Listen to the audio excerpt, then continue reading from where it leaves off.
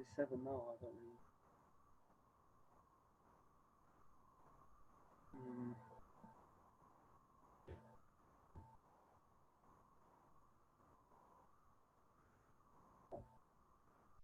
Oh, no, look. Okay, cool. Thank God. Oh.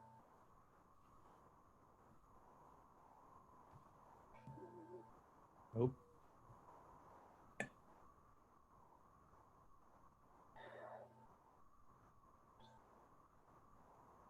Not sure how many people are coming to.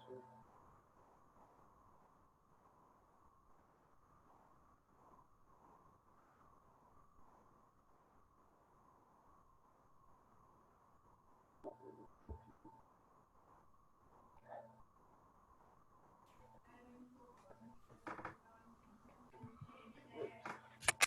No.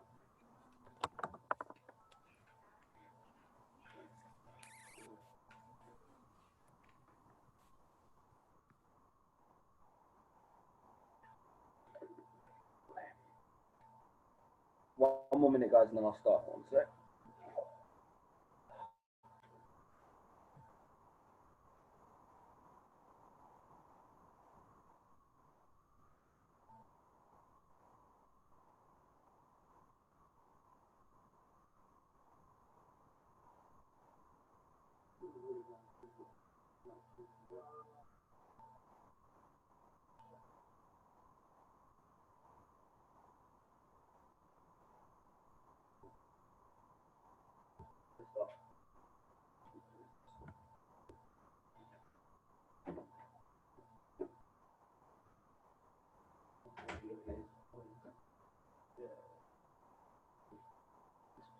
As well.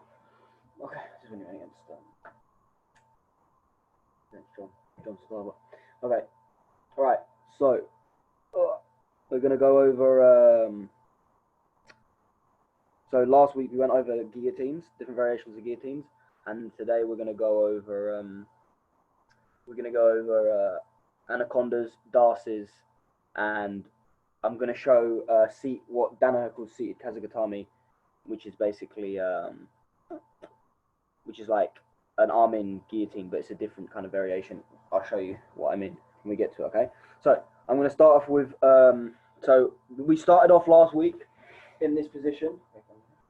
We started off last week in this position, okay, the one I showed last week, which is shoulder in the middle of Will's shoulders. I got the same hand is going to be chin strapping, my other hand is on his tricep, my knee down on the chin strapping side, and my leg up, okay? This is a common position in front headlock. This is the position you want to get when you get front headlock, okay? We went all over the guillotines, high wrist, low wrist, all this stuff last week. Now I'm going to go over anacondas and setups for anacondas from here, okay? It's going to be pretty hot. I'm going to be rolling Will about and tipping him today a lot. So we're going to roll out of bounds a lot, unfortunately today, but I'll try and make sure everybody can see as much as they can. Yeah, I'm going to start off with the setups first, and then we'll see. Then we'll go over the finishes, okay? So, I'm going to start off today with mistake rather than what you should do, okay? So what I mean by that is, when you're in that position we were just showing then, the front headlock, whenever I refer to front headlock, just see it as that position where I've got my chin strap, tricep grip, one knee down, one leg up, okay? Just consider that front headlock position, okay? So from here, I would never suggest locking up your anaconda when your opponent's turtled up like this. I'll show you why in this video here, and I'll also show you on Will as well. So this is Keitaro versus Milton Vera. This is a very, very old. Can everybody see my screen? Cool. Okay. So this is a very, very old match. ADCC. I think this is 2011. I think it's 2011. Okay, Keitaro is a pretty good Japanese guy. He fights in the UFC, and Milton Vera's just like a mainstay guy that's been in ADCC for quite a long time. And what happens here in this sequence? I'm gonna turn the volume down. In this sequence, is he gets shot on. What Keitaro does now is he goes up and locks in his anaconda right here. Okay, he's locked it up really, really early, in my opinion. Okay. In this position, it's too easy for Milton Vera to use his arm that's trapped to move about and escape the position. The most basic way for me to escape this grip is if I show you on Will really quickly. Okay, most basic way for me to escape this grip from Will, for instance, is so if I block my anaconda up here, I have nothing blocking his elbow. Okay, so his elbow can move around as much as it wants. So as I'm here, he can move his elbow up and back. You see this? This will completely stop my choke, and he opens up all of his neck here, which is when we're going for the choke. Okay, I want my hand flush against his neck, and I also want his shoulder blocking this side of his neck. If he can move his elbow, he can open that space up massively. Bear in mind, we can still, in these scenarios, go to this starts a dilemma where we can start switching off the guillotines. You see how his neck's really open? I can switch off the guillotines, but this is not optimal, okay? I don't want my hands in it. Will can also do very easy stuff like trap my arms here and Peterson roll me. There's a lot of things Will can do from here. So what I'm going to try and say to you guys is, I'm going to show you this failing, but what I want you to try and do is be getting this gable grip first before going to lock up a full anaconda. When you're going to finish an anaconda, you usually want to be both of you to be flat on your back. You want the guy to be in the least athletic position he can be in. If I'm going against an absolute hulking monster and he's still in turtle, he can and I've got my anaconda, sorry, and he's still in turtle. A much stronger person than me, or a much more athletic person than me, can easily move his elbows. He can also just straight up barge into me, take me down, lots of different things. Okay, we want to, when we're finishing people, we want them to be in an unathletic position, basically. And you'll see in this sequence here that he can't lock, the choke's not on. He can't turn him over. If I try and turn Will over here, which is what I'm going to show in a bit, if I'm trying to turn Will over to knock him to his back to a position we can finish in, it's too easy for him to stop me because he can base out on his elbow. There's no block of his elbow. If I try and roll him here, I can't because he's got a massive frame and a block and a post to stop me from tilting him. Okay, and this is what happens in this match here. As Kataru tries to hold on, he tries to roll him. He just can't because he hasn't got enough block on the elbow. He lets go and manages to try and take the back here, which is a good option, but he still fails to do this here either. Oh, he gets back actually. Okay. He still ends up in a good position here, but that could have been avoided. Okay, so let me show you what I do first, and then we'll move on to the next part. Okay, so what I will do from here, when I'm trying to tip someone. Okay, so when I'm trying to tip someone over, okay, I want to block this elbow. Okay, so I mean, say my hands are over to this side, I want to block this elbow. The scenarios where I go for anaconda is when a guy would say a guy's blocking my high elbow, okay, or my wrist in general. I can't get my wrist to the opposite side of Will, okay. So I can't bring it in low. I can't do anything. Okay, it's too hard for me to get because he's shrugging heavily, and maybe his knees are in. Okay, so his knees are in, I can't get my legs in, and also he's very tight here, so I can't get my wrist to the other side of his neck. So in this scenario, I'll bring my hand to his far arm here. Okay, I wouldn't lock up because of the things I just explained to you just there. And also another thing is, I've got lucky to have long arms. If you don't have long arms, it's going to be very hard for you to lock up an anaconda this far away from the guy here. So what I'm going to do here is my hand comes all the way through, and it goes palm down. Okay, this hand's going to be palm down. If it's palm up, I can't chop into his elbow. So my hand comes through and it goes down.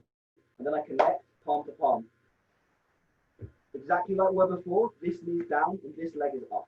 Right? See from here, I immediately can move my arms up and down his tricep. I'm not going to be too low because I don't want him to bring his elbow out like this. And too high, we run back into the same problem where he can start flaring his elbows. So I'm high, but I'm low enough so if he tries to move his elbows out to post, it's a lot harder, okay? So now, when I'm trying to tilt him over, what I'm going to do is I'm going to use my grip I have, okay? I can pull his elbow out. I create space now from his knee to his elbow. If I prefer back attacks, or I don't really trust in my anaconda, this is a perfect time for me to bring my knee in the gap between his elbow and his knee, and then look for back attacks, okay? But, say you want an anaconda, okay? So what I'll do from here is the same thing. I'm creating space. instead of my knee going in this space between his knee and his elbow, my head comes into the space between his knee and his elbow. Okay, so almost I'm bringing my head in. It's like in wrestling they call it putting the head in the hole. Because in wrestling, this is a wrestling technique. In fact, this is called a. There's about 1,000 different names for it. Some people call it the gator roll. Danaher calls it the Olympic roll, so I call it the Olympic roll as well. It's more of a wrestling move. Reason being, wrestling moves are, in order for me to score points, I need rules back to face the mat. So just me doing the motion of rolling him to his back gets me points in wrestling. The reason this is useful in jiu-jitsu is because it's doing the exact same thing I want. I'm turning him to his back, put him in an unathletic position and allowing him to go down and control. Okay, so we're here. I'm getting my grip, like I said before, opening the space. My head goes in the hole now, like I was just saying. And my head goes into this gap. Now, I come up to my legs, both my legs, and now I'm going to sit through with my leg that was up. So this leg is going to sit through, and it's going to force a roll. Okay, sorry to roll out of the camera, but I think that was me. Here, I've got my space, open it up, put my head in. Now I come up to both feet, and now I sit through, my left leg sits through, and I roll him here. Okay? And now we're going to finish in this position. Okay? So this is a good position still to stop him from flaring his elbow. If we're too early and I'm blocking up, it's still kind of okay to block up here. If I'm too early, there's still scenarios where he can put his elbow. Okay? So from here, we're in this position where I'm clamping down. I will show you the finish after. I just want to show you this roll. I'll show you the roll one more time, and then we'll go over the finish. Here. Okay, so in the same position, the front headlock. My hand comes through. Okay, palm to palm. Okay, this palm's down, this palm's up. So I can use my elbow to chop in. I can use that to pull his elbow out. Head comes in the gap. Up to my feet. I sit through and roll him.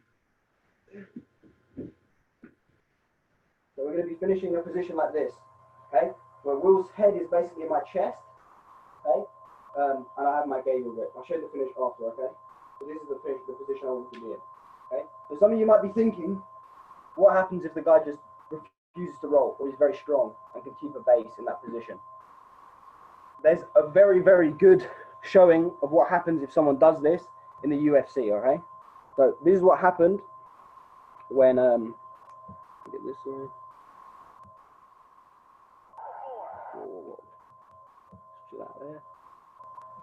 Okay, this is a very good showing of what happens if the guy refuses to roll, but you have a good grip on.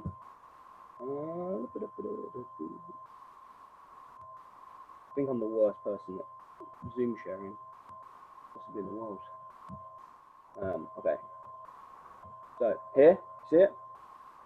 Cool. Okay. So, all right.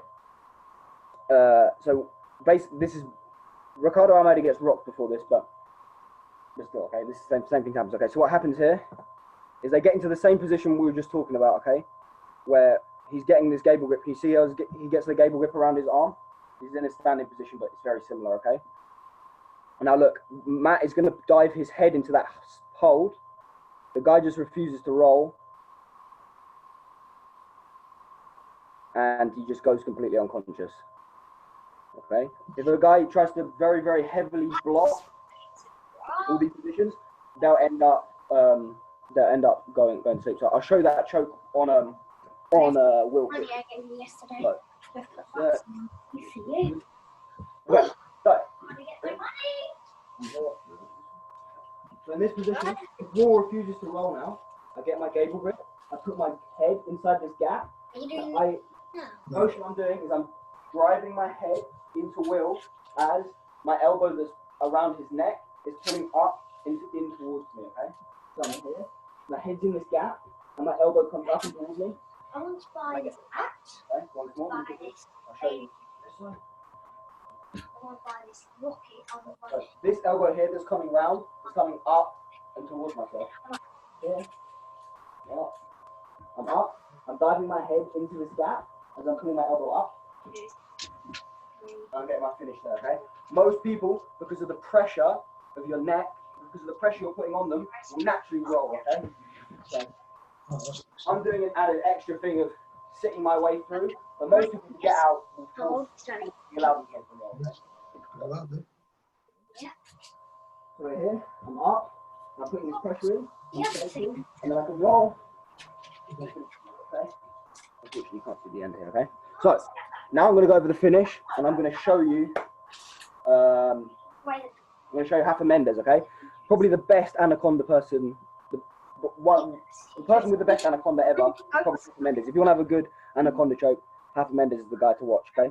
There's loads of different ways, there's loads of different finishes, okay? I'm just showing you from the front headlock to the Olympic roll to finish it, but it's also a very, very good way, a very, very good submission to roll into, okay? Very good submission to roll into, and yeah, it's just a good thing to pair up. If you have a good guillotine, I feel like you should also have a good anaconda. It's a perfect pairing of submissions, basically, okay? Now I'm going to show you Rafa Mendes, leg goat.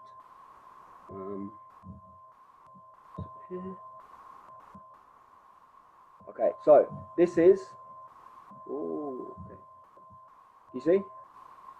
YouTube, okay? So, right. So this is Rafa Mendes having a rolled Andre Galvao. So someone significantly bigger. Okay? When you're looking at techniques, a good thing you should always look for is, does it work on a high level? Okay, so are these people good? And does it work on someone significantly bigger than them? This is a great showing of both of those things at the same time. Andre Galvao, extremely high level, heavier weighted grappler, and yeah, just a very good guy basically to be catching anaconda chokes. So let's watch this. Don't look at this guy's face in the corner, right? so during this sequence, My money. so he's gonna get his grip now. Okay, you can't really see it that well in this angle, but what you'll see here is Rafa won't completely lock up his anaconda here. Okay, he's gonna get a gable grip. You see this gable grip he's getting? He's working to stop. He's stopping Andre Galvao here, passing to the wrong side, like we were talking about last week with guillotines. It's a similar scenario. He's also, but what he's done is he had a very tight grip like this, and now he's working to get this, and he's throwing his leg over. You'll see later why Rafa's doing this, and I'll show you as well. But so he's getting that. He's going to that gable grip, so Andre can't flare his elbow. He's almost reinforcing that elbow flare. Okay, so my hands are stopping his elbows from flaring, but maybe because Andre Galvao is an absolute monster, he's also reinforcing his ability to stop Andre Galvao's elbow from flaring by using his leg as well. But it's in a weird angle because Andre Galvao is standing up as well. Okay, but he's basically reinforcing so Andre Galvao can't do can't grab his leg and also can't flare his elbow up crazily. So like he's gonna roll him now. Now, as this finishes happens, Rafa's using his legs as well to reinforce because of how big the guy is, but this isn't necessarily needed. Okay, it helps quite a bit, but don't worry necessarily about controlling the guy's arm with your legs. It's a very good thing if the guy's super good at flaring his elbow, then it's a good thing to re-roll and collect his arm with your elbow. I'll show you when I'm showing it. Okay, but look, he's collecting his elbow, and now he locks the anaconda choke. You see how he had before this? He still had that gable grip as he rolls in. Okay, he's still got the gable grip. Unfortunately, it's a bit of a potato camera, but he's doing that. And now he locks up his anaconda choke. And now he's going to use... So, Andre's trying to flare his elbow. He's controlling his elbow more to bring it across. You see, another thing that I don't like that people usually teach in anacondas is you have to control the guy's legs to finish. This is a good showing of why that's not needed, especially, and people say, oh, if he's a bigger guy, he might be able to slow down. You control his legs, you don't. Because of this video right here. So look, get to tap there. Let's watch the whole sequence one more without me rambling. 5, Here, this is going on. 6, 7, 8, 9, and 10. Yeah. So just the way, don't look at this guy. What's it called? So just the way Rafa aligned himself and the way his grips were stopped Andre Galvao from exploding or using any of the traditional defenses. Okay. I'll show you. The thing is, one of the main things that they're doing there is more of a move you have to be feeling rather than be able to see, because, like I was saying before, I'm not sure what class I talked about it in, but there's the idea of the idea of rotational finishes in chokes, okay? He's finishing in a rotational method that stops any of those normal defenses that people have, okay? So let me just go over the finish. Okay, so I'm gonna roll. I'm gonna just do the roll and then reset, okay? So I'll show you the roll one more time. I'm here, my hand comes through, I open up my space, my head comes in, I sit up, and I roll. Okay, so we're gonna be finishing in this position, okay? My gable grip. Right, so when I'm finishing, I've got my gable grip. So what I'm going to do when I'm finishing is, at no point am I ever going to let go of my hands, okay? If I ever let go with my hands here, elbows always going to flare out, okay? Because some people in dancers as well, they show positions where they let go and hold it with one hand and try and tighten it in some weird variation. Just keep your grip the whole time. How much money was that? Use a much stronger grip. Okay? So, Two, here, I keep my grip. Not let my grip disappear at any point. So I'll do that by sliding my hand down. And my goal here is to get my elbow in his armpit. Okay, so my arm slides down and my elbow goes in his armpit. And I grab my bicep and my secondary arm to slide down now. I just want this as high as possible. Perfect case scenario, I can grab the same side shoulder, okay? So my hand comes up to the shoulder. Alright? So now, most people teach when they're finishing, I'm going to let go of my hand so I don't choke me. Okay? I roll my legs close and try and grab one of Will's legs. This isn't good because sometimes it turns into a weird race where both of you are just spinning around the mats like this, chasing each other's legs, which you don't want, okay? If you're finishing correctly with the correct grips, because unfortunately you can't really see it, but what I'm doing is my choking arm now is going to be pulling up and towards my hip, okay? So my elbow here is going up. This elbow here that I'm wiggling is coming up and towards my hip, and that gets my finish. Alright? The normal traditional ways for him to escape, for instance, him trying to move his hips away from me, if I do the same thing, I still get the finish. It's exactly what happened in Andre Galvao's roll, the Andre Galvao Hafa roll. He tried to roll his legs out, and he still got caught because he still had a good, nice grip, okay? It doesn't need to turn into some weird running race where I'm trying to collect his legs. As long as I have a good grip here, okay, I still want to be in a slight L position. So as long as I've got good grips, and I'm finished rotationally, none of his things should stop, okay? You saw Andre Galvao went through the whole list of defenses. He tried to bring his hips away, he couldn't. He tried to flare his elbows, he couldn't because my elbow's inside his armpit, it's very hard for him to flare his elbow. Okay? If it was outside of his armpit, I can't really do that. I don't even know how to do it correctly. If it was outside of my armpit, like here, he would easily be able to move his elbow. Okay? But this is the finish. So here, and I rotationally finish up. One more time, I'll be here. Okay, little grip. I'm going to slide my hands through, grab my bicep, and my other hand comes up to the shoulder. What Hafa was doing with his legs is basically, if a guy's very strong, and maybe we land in a position where we're both belly up, which happens a lot with Hafa because he does a lot of rolling variations, he's just bringing his legs back in to control that elbow.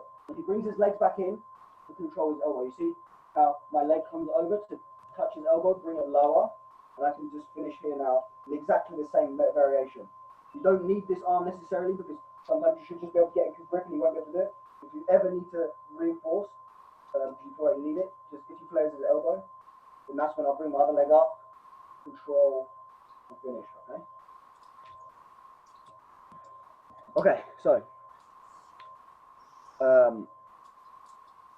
yeah, okay, let's move on to the seated, I'm going to show the seated Kezukatami or arming triangle, okay? There's two variations, well, not two variations, the two variations I'm going to show, and they're both from the same guy, okay? They're both from Jack Hermansen, because Jack Hermansen is good at them. But this is a legit technique, okay? I show the more conventional finish and then the more weirder entry, okay? I'm getting it ready wrong, so guys. Okay, so.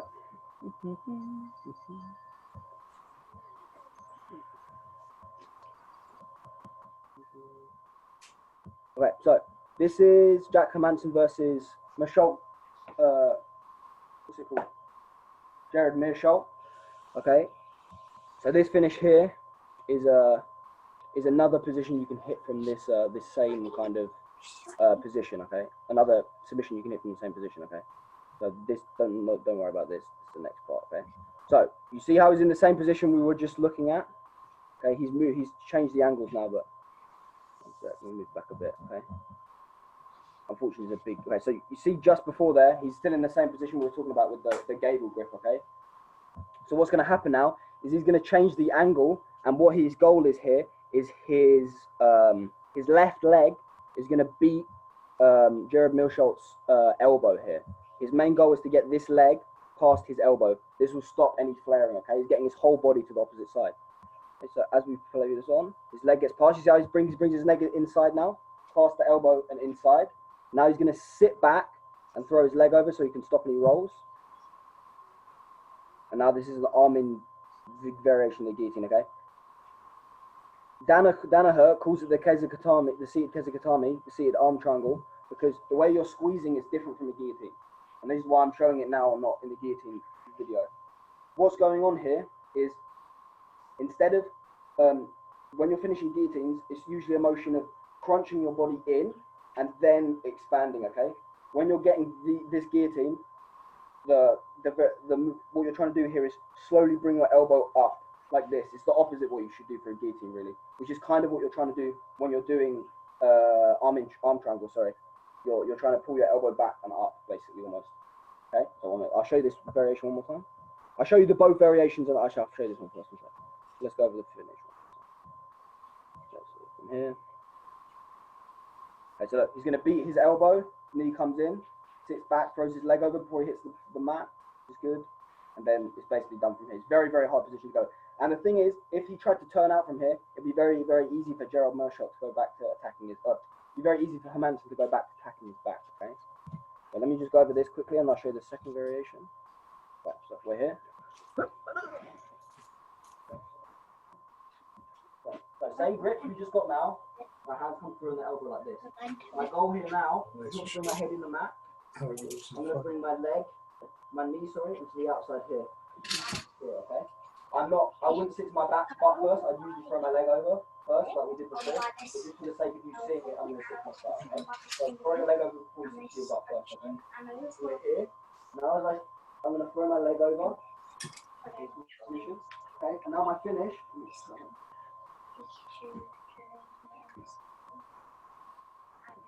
So now my finish here, instead of me, so in a normal guillotine, I would tuck my elbow down like this and then lift up. Okay, so I do this motion.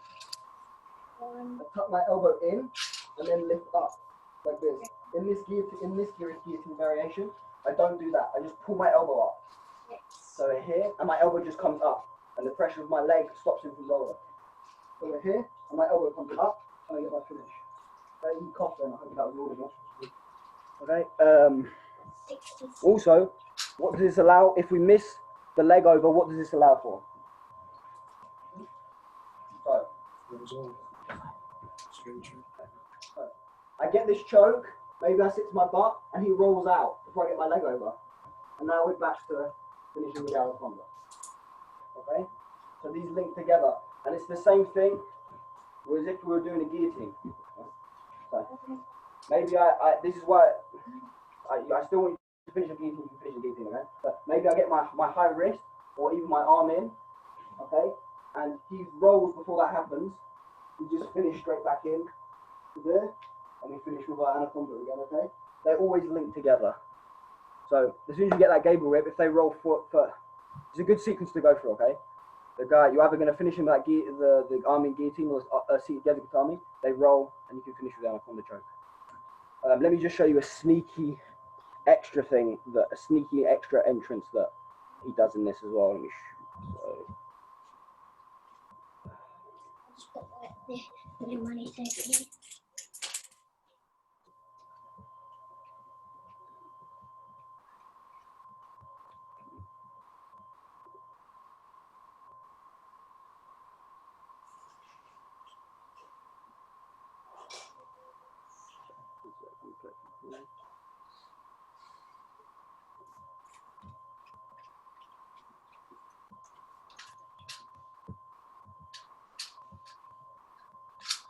Okay, so this finish here, okay?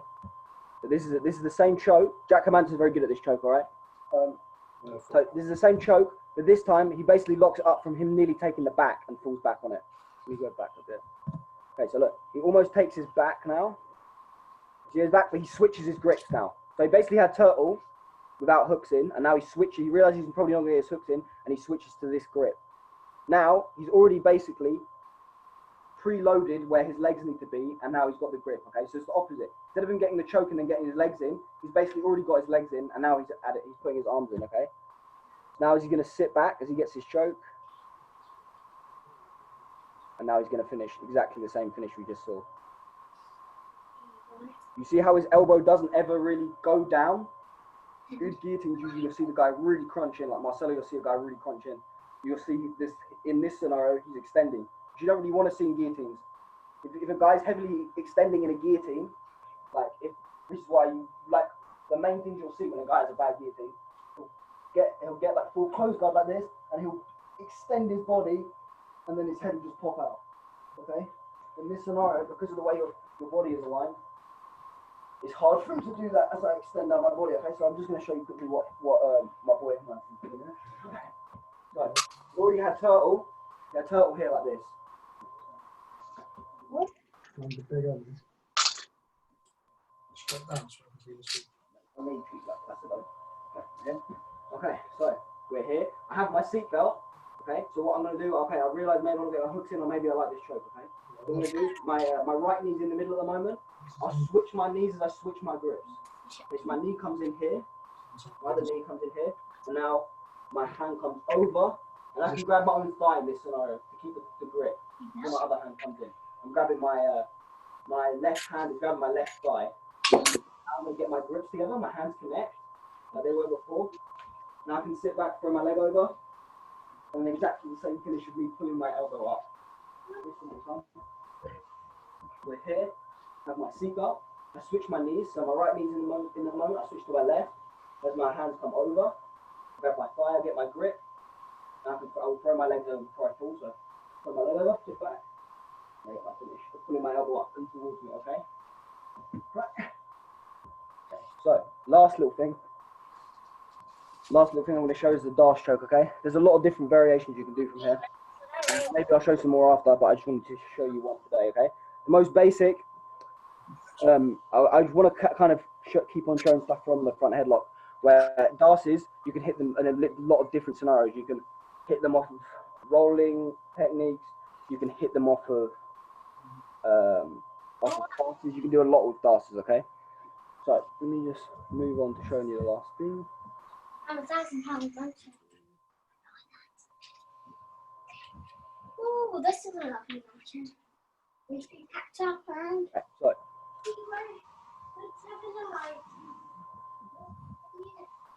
the last little thing, okay? So, this is Oscar Pichota versus Claudio Calasanz, okay, ADCC 2013, 88 kg division, okay? So, this, in my opinion, is one of the most, like, the nicest, kind of clearest showings of the sequences I want to be hitting when it comes to dashes, from front headlock at least, okay? So let me just run it through and then I'll go back and, let me run through it and then so let me just play it once and then we'll run through it, okay?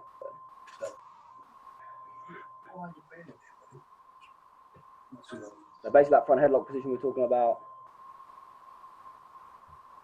Okay, he's trying to Peterson roll here. That's what Claudio Calasanz wants to do, is Peterson roll. He's trying to block his elbow, but he gets tipped. Okay, I'll show you in a bit. Okay, and then he gets the finish. Okay, so see here exactly. Unfortunately, it's a bad camera angle, but exactly like we were talking about with anaconda chokes, he's getting a preemptive grip before locking up. Okay, if he locked up again like before, he'd easily break the grip with his elbows, flaring his elbows out and stuff. Okay, but here he's getting a gable grip. Jeff Glover calls it a bolt guard. And some people, because you get finishes from there, people call it Japanese necktie as well position. It's just bolt cut is a good way to describe it again. But you can see he's bolt cutting and he's not got a full dash in, because you can see Oscar Pichota's elbow here. If he was locking up a dash, you wouldn't be able to see his elbow in this scenario, okay? So he's using this gable grip now to tilt, he's using his top arm now to tilt Claudio Calasanz over. So look, he uses that elbow now, you can't see, to tilt him over, so it completely knocks him to his side. Now, he's in an unathletic position again, okay? He's on his back. Claudio Calasanz can't explode. Another super jack, Andre Galval type. He's on his back. It's very hard to just explode out. So this is when he's going to lock his darts up, and then he just gets a nice traditional finish, falling off to the side, and that's the finish, okay? So one more time, I'll show you. Shoots in, goes to that front headlock position, switches to a gable grip, going to tilt him off to his side, and now he's going to lock it up, down to the finish, okay? So let's run through that. Let's run through that sequence now, okay? And then we'll call it a day, all right? So here, okay? So different from what we were doing before. I'm going to switch sides, okay? Because it's easier for you to see on the other side. So I was going from here, but now I'm going to go from here, okay? To this other side. What happens here now is instead of me shooting my arm through, instead of me being in this position, sorry, and shooting my arm through, okay, it's the opposite. This hand's going to come through. I'm showing it on this side so you can see it here. Let's go here. So instead of this hand coming through, all the way through, my other hand is going to come through, and I'm going to get a gable grip. My goal here is also to change angles, okay? At the moment, I'm straight on the wheel. I'm going to turn so my body creates like a T shape with him.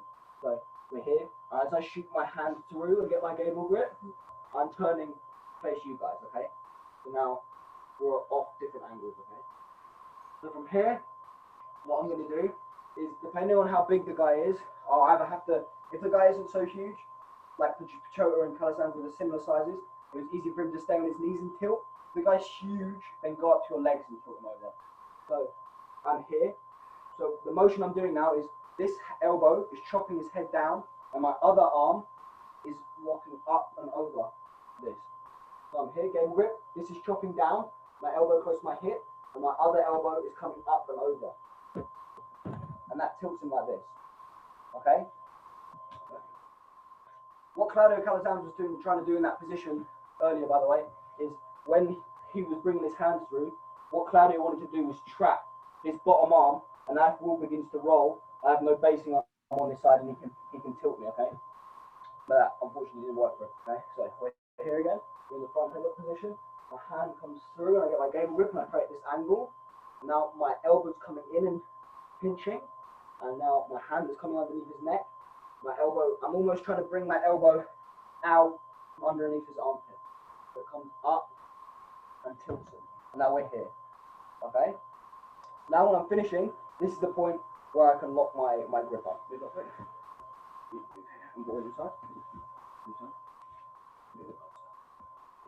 So from here, okay? So exactly like before, we don't want to let go of our grips once we've tilted them. So I've tilted him over. Now, some people show darces here where they let go and they like re-grab the head to pull it in closer. No, don't do this. Okay? It's the same thing as before. Especially the explosive person. You've always got to take into account there's always going to be guys that are going to be super athletic or super strong, and there's always scenarios where they can just spaz and bring their elbows out. We don't want this to happen.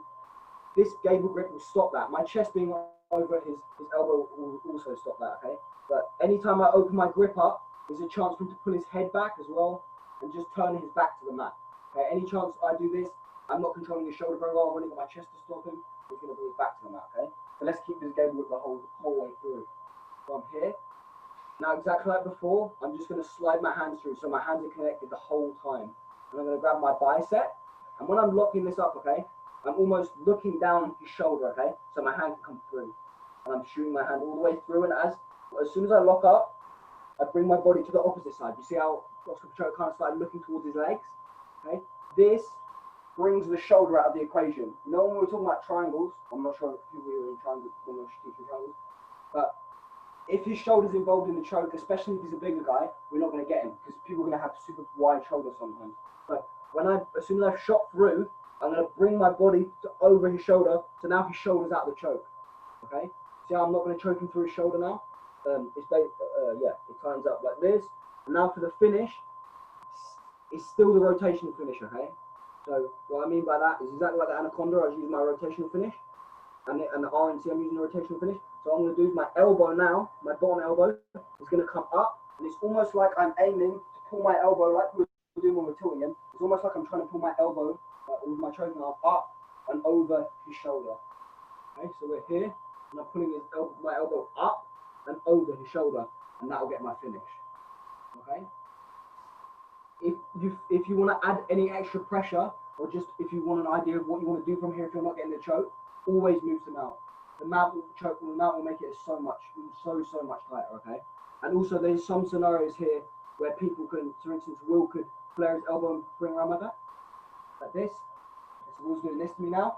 This will loosen my grip. I can't get as good of a grip. This will immediately be stopped if I come into mount. I'll still be able to get a really nice, easy finish. I can also do triangles from here, but that's for another day. Okay. So it will always stop his elbows from flaring if I can go to mount, and it just creates more pressure. If you just want to stay in side control still, I'd still do a motion of throwing your leg over and finishing here. And then it's the same thing with my elbow coming up and over. And you see, like before with the anaconda, my secondary arm that's locking in the choke, all you want with this is to be as high as possible, preferably to his far shoulder like this. Okay? Up, over, and now I'm just pulling my elbow up and over, and I'm getting my finish. This, okay? Also, why you don't want to be in side control, there's also scenarios where Will can grab my bottom leg with his legs, get into half guard, now get an underhook. I'll start losing my grip now, and I'm also in a really good position to start sweeping me. If you don't want, okay? And also, if you fail the choke, you'll be in mount if you finish that position in mount. Okay? Right. I managed to finish it before quarter 2, so legend, alright? And also, I couldn't work out to start the Zoom before it happened because it wasn't up. So, I'm very pleased with myself.